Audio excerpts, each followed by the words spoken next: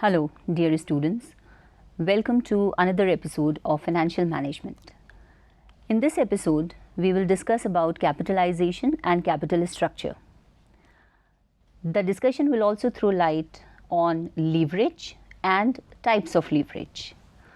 I am Dr. Arshia Hussain, PhD in Human Resource Management and teaching in the Department of Commerce and Business Studies, Jamia Millia Islamia University, New Delhi. I have my students. He is Mr. Shafaq and he is Mr. Zahid. Both of them will participate with me in the discussion. So, I'll start with the capital structure.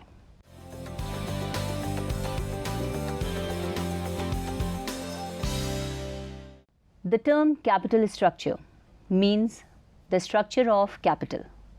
It refers to the total composition of the firm's capitalization. It includes all long-term capital resources, that is, loans, reserves, shares, and bonds. It is the decision regarding the quality and quantity of funds to be raised.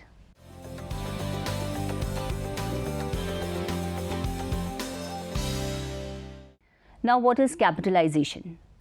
Capitalization is quantitative aspect of the financial planning of a business organization, whereas capital structure is concerned with the qualitative aspect of financial planning. Capitalization comprises ownership capital, which includes capital stock and surplus in whatever form it may appear, and of course borrowed capital, which consists of bonds or similar evidences of long-term debt.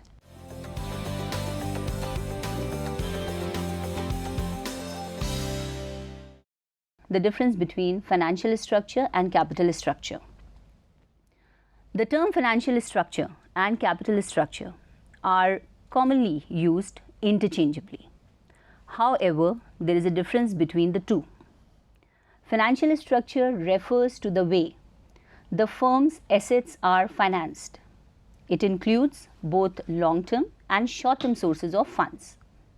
It is represented on the liability side of the balance sheet. Capital structure, on the other hand, is the permanent financing of the company.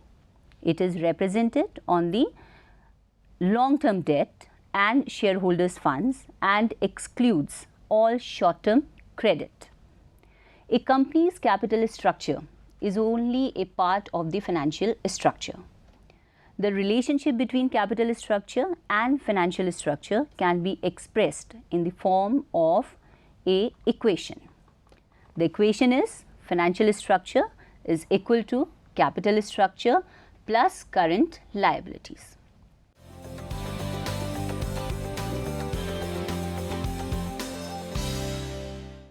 Now we'll see different patterns of capital structure.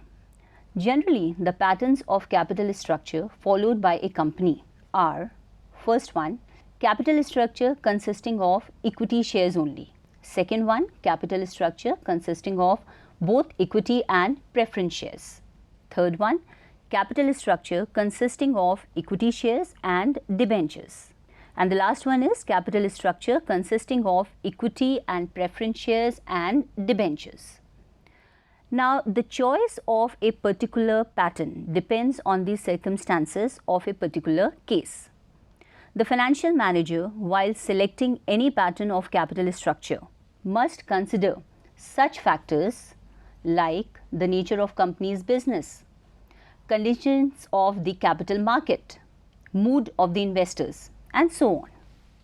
However, a pattern of capital structure that maximizes the wealth of equity shareholders should be considered as an appropriate one. Now we'll see the objectives of capital structure. Yes. Can a firm employ only equity share in its capital structure? Yes, the firm can also only employ equity shares in its capital structure. As I just explained to you that there are 4 possibilities. One is either they can go for equity shares or a combination of equity shares with preference shares and debentures. But generally the company sees that which one option maximizes the wealth of the shareholders. Whichever option maximizes the wealth of the shareholders, that they can employ. But yes, the company can also only go for equity shares. Is this clear to you? Yes, ma'am. Okay, now we'll see the objectives of capital structure.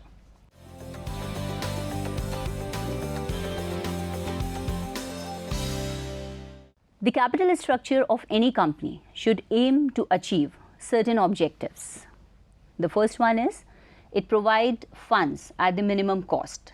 Second one, it safeguards the firm from risk of business, fluctuations in interest rates, mismanagement, cutthroat competition, and so on. Next is it protects the interest of shareholders and debenture holders. Next, it creates favorable environment for raising additional capital for expansion and development programs. Next is it provides simple and flexible capital structure.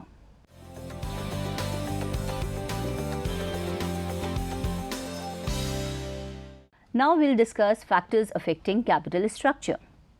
There are various factors that affect capital structure of an organization. The first one is trading on equity. Now, what is trading on equity? Trading on equity means taking advantage of equity share capital to raise additional capital by issue of fixed interest bearing securities.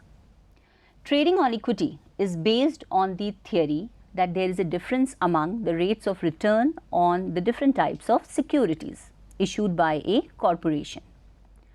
The difference between the interest paid on borrowed capital and dividend paid on the preference capital and the general earnings of the company goes to equity shareholders in the form of additional profit, and this is known as trading on equity. The second one is period of finance. The period for which finance is required is a factor that affects the determination of capital structure of companies. If finance is required for a short period of time, say 5 years, debentures should be preferred to shares.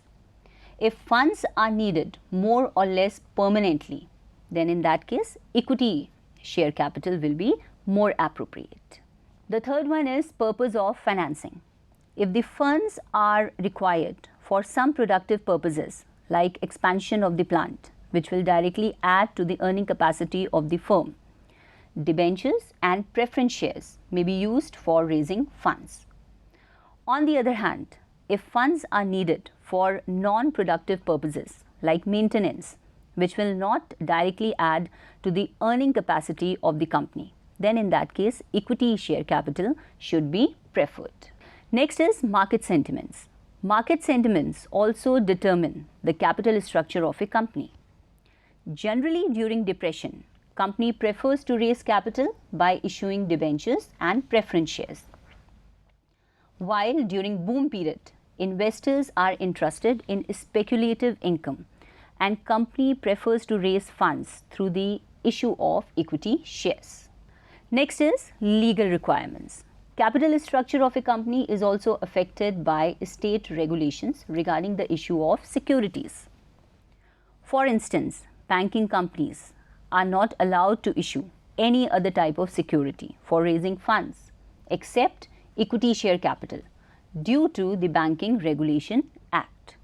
Next is nature of enterprise. The nature of the enterprise also determines the capital structure of a company. Business concerns with stable earnings may raise funds by issue of debentures or preference shares because they will not feel the burden of paying fixed cost of interest or dividend. Whereas companies subject to wide fluctuations in their earnings depends more on equity capital for raising funds. Next is size of business. The size of a company also determines the proportion of various securities in its capital structure. Larger scale companies may finance its requirements by using different sources of raising funds, as no single source can meet their total requirements of funds. Whereas in case of small companies, it is difficult to obtain long-term debt since investors consider small sized firms to be more risky, and therefore company has to rely largely upon the owner's funds for their financing. The next is desire to control the company. The attitude of the promoters or the investors also affect the capital structure of a company. Equity shareholders enjoys the voting rights, whereas preference shareholders and debenture holders have practically very little say in the management of the company. If the promoters or investors are interested in exercising effective control over the management of the company, they will like to have greater proportion of equity shares in the capital structure of the company. The next is flexibility of financial plan. The capital structure of a company should be flexible enough to provide for both expansion by raising additional funds in future and contraction by repayment of long-term debts as and when the need arises. Next is requirements of potential investors. I have a question. Yes. Regarding the flexibility of capital structure, which security is highly flexible? See, regarding the plan, highly flexible is debentures, because under debentures, the company can redeem the debentures when they feel like to repay the loan. Because in case of equity shares are the owners that cannot be repaid during the entire lifetime of the company. For preference shares, they get certain preference in terms of repayment of capital and dividend. But debentures do not have any say in the company's affair. Yes. And so it gives the maximum flexibility to the company. Clear? Yes, ma'am. Okay. Now we'll continue. Next is requirements of potential investors. The attitudes and requirements of potential investors regarding income, risk and control are an important factor in determining the capital structure of a company. Equity shares are preferred by those investors who are willing to take risk and are interested in taking part in the management. Investors who are cautious and want security of their investment would prefer debentures in their capital structure. Preference shares are suitable for those who prefers more certain income along with the safety of capital. Next is age of the firm. A new company has a conservative capital structure which may consist of equity shares. On the other hand, older companies are in a position to raise finance through long-term debt provided they enjoy goodwill and have stable income. As a company grows older, it is in a position to use its retained earnings as a source of raising finance. Next factor is cost of raising finance. The cost of raising finance has an important influence on the proportion of securities in a capital structure. The cost of equity share capital is higher than that of debentures and preference share capital.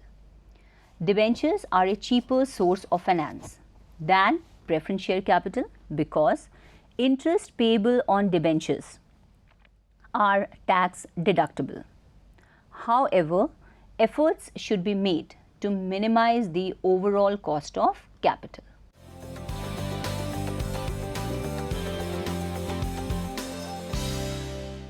Now we'll have a look at the essentials of a sound capital structure. The essentials of a sound capital structure are its most important principles, ideas or facts which are, first one, simplicity. Ma'am, Yes.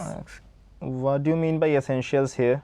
Essentials here means in what way capital structure should be designed. What are the points that one should keep in mind while designing a capital structure? What are those criterias? What are those points? Clear? Yeah, ma'am. The points are, number one, simplicity. A capital structure should be simple. That is, it should not be complicated and should be easy to understand and simple to operate. Next one is economy. A sound capital structure should minimize cost of financing and maximize wealth by increasing earning per share, that is EPS. That means the manager should design capital structure in such a way that it should be simple, it should not be complicated, Yes. and it gives maximum wealth to the equity shareholders. Next is safety. A sound capital structure must ensure safety of firm from the risk of becoming insolvent. Next is control. A sound capital structure should enable the existing shareholders to retain the maximum control of the company. Next is balance. A sound capital structure must ensure a proper balance between debt and equity capital. Income and risk must be properly balanced. Next is flexibility. A sound capital structure must be flexible enough to change easily and adapt to different conditions and circumstances. It should make it possible for a company to raise additional capital whenever needed to finance its profitable activities and redeem its debt whenever required.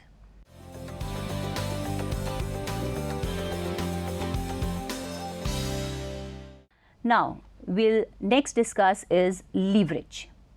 The term leverage may be defined as the percentage change in one variable as a consequence of percentage change in some other variable. Leverage refers to the use of fixed cost in order to increase or lever up profitability. Now, there are different types of leverage. First one is operating leverage. Second one is financial leverage. And third one is combined leverage. First one, operating leverage. Operating leverage refers to the use of fixed operating cost by the firm. It measures the relationship between sales revenue and the EBIT, or in other words, it measures the effect of change in sales revenue on the level of EBIT. Operating leverage can be calculated with the help of the following formula: percentage change in EBIT divided by percentage change in sales revenue. For example, XYZ Limited sells 1000 units at the rate of rupees 10 per unit. The cost of production is rupees 7 per unit and the whole of the cost is variable in nature. The profit of the firm is 1000 multiplied by 3, that is rupees 10 minus rupees 7, which will be equal to rupees 3000. Now, suppose the firm is able to increase its sales level by 40%, resulting in total sales of 1400 units. Then the profit of the firm would be 1400 multiplied by 3, which is equal to rupees 4200. That is, rupees 10 minus rupees 7 will give us the profit of rupees 4200. The operating leverage of the firm can thus be calculated as percentage change in EBIT divided by percentage change in sales revenue, which is equal to increase in EBIT upon EBIT whole divided by increase in sales divided by sales, which is equal to rupees 1200 divided by rupees 3000 whole divided by rupees 4000 divided by rupees 10,000. Solving this, we'll get 1. Now, the operating leverage of 1 implies that the EBIT level increases or decreases in direct proportion to the increase or decrease in sales level. This is because that there is no fixed cost and total cost is variable in nature. Now we'll see what is financial leverage. Financial leverage refers to the mix of debt and equity funds used to finance the activities of the firm. It measures the relationship between EBIT and EPS, and it reflects the effect of change in EBIT on the level of EPS. Financial leverage can be calculated as percentage change in EPS divided by percentage change in EBIT, which is equal to increase in EPS divided by EPS whole divided by increase in EBIT divided by EBIT. Now, financial leverage is used by a firm to increase the rate of return to equity shareholder. Financial leverage may be favorable and unfavorable. Favorable leverage, also known as positive financial leverage, occurs when the firm earns more on the assets purchased with the funds than the fixed cost of their use. Unfavorable or negative leverage occurs when the firm does not earn as much as the funds cost. Now again, let us have a look at this illustration. Suppose the manager of XYZ Limited expects that its earnings before interest and taxes, which is EBIT, in the current year would amount to rupees 10,000.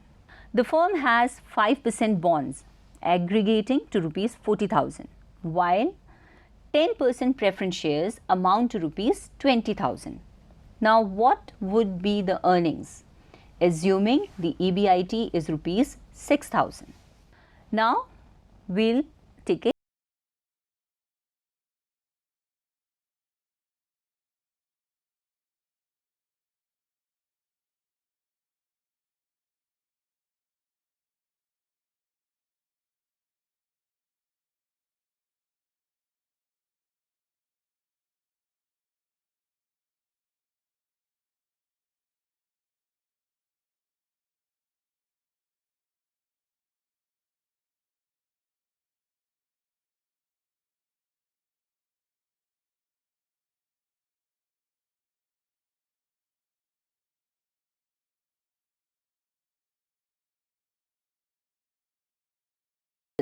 is a method to study the effect of leverage. It involves the comparison of alternative methods of financing under various assumptions of EBIT. A firm has the choice to raise funds for financing its investment proposals. Now, let us see an example on EBIT EPS analysis under various alternative financing plans. The capital structure of a hypothetical limited consisted of 1 million equity shares of rupees 10 each. The tax rate is 50%. Hypothetical limited plans to raise additional capital of rupees 10 million for financing an expansion project. In this context, the company is evaluating two alternative financing plans. The first one is issue of equity shares, that is 1 million equity shares at rupees 10 per share. And second one is issue of debentures carrying 14% rate of interest. Now, what will be the EPS under the two alternative financing plans for two levels of EBIT, say rupees 4 million and rupees 2 million? Now, we'll see the solution to this.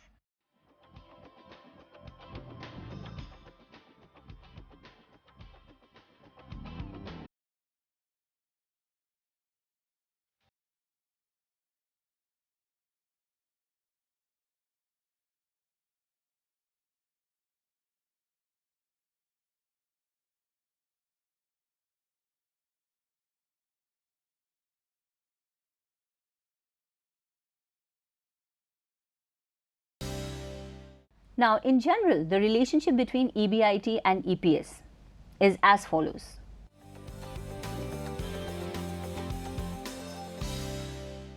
Where EPS is equal to earning per share, EBIT is equal to earnings before interest and taxes, I is equal to interest burden, and T stands for tax rate, N is the number of equity shares. Now, next topic we will discuss is break-even EBIT level. Ma'am, Yes. how will we decide the best plan in capital structure? As such, there is no best plan capital structure. Uh, any plan which gives us the maximum EPS, earning per share, to the equity shareholders, that is considered to be the best one. And this will be different for different organizations. For one organization, one plan could be the best. For another organization, the other plan could be the best. So as such, there is no one plan, but different plans could be suitable for different organizations depending upon the EBIT and EPS. Okay? Clear? Yeah. Now, next is break-even EBIT level we'll discuss.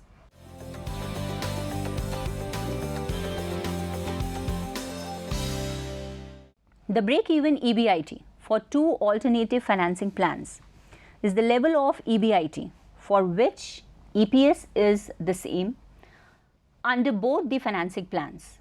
It can be graphically obtained by plotting the relationship between EBIT and EPS under the two alternatives and noting the point of intersection.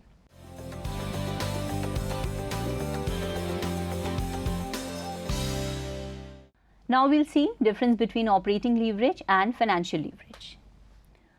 The main difference between operating leverage and financial leverage is that operating leverage results from fixed operating cost, whereas financial leverage arises from fixed financial charges, such as interest and principal payments on debt.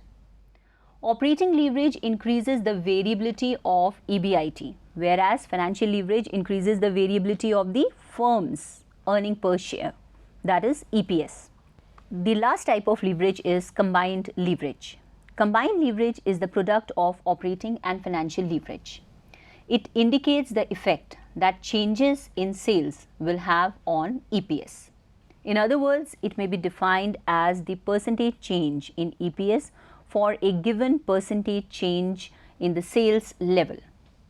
The formula for calculating combined leverage is operating leverage multiplied by financial leverage, which is equal to contribution divided by EBIT multiplied by EBIT divided by PBT, which is equal to contribution divided by PBT, or combined leverage is equal to percentage change in EBIT divided by percentage change in sales multiplied by percentage change in EPS divided by percentage change in EBIT, which gives us the result of combined leverage is equal to percentage change in EPS divided by percentage change in sales, where DCL is equal to degree of combined leverage, DOL is equal to degree of operating leverage, DFL is equal to degree of financial leverage.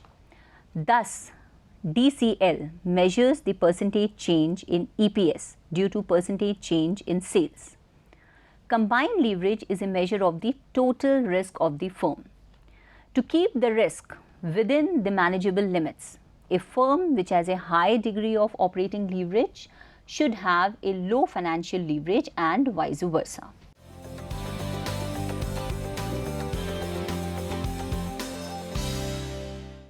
So now we'll have a look at what we have discussed in today's topic. Today's topic, we have discussed capital structure and capitalization. In addition to this, we have also discussed leverage and types of leverage. So that is all for today. Hope you have understood what is capitalization, capital structure and the types of leverage. Thank you so much. We'll meet again in the next episode with a new topic on financial management. Till then, goodbye. Take Goodbye, care. ma'am. Thank you.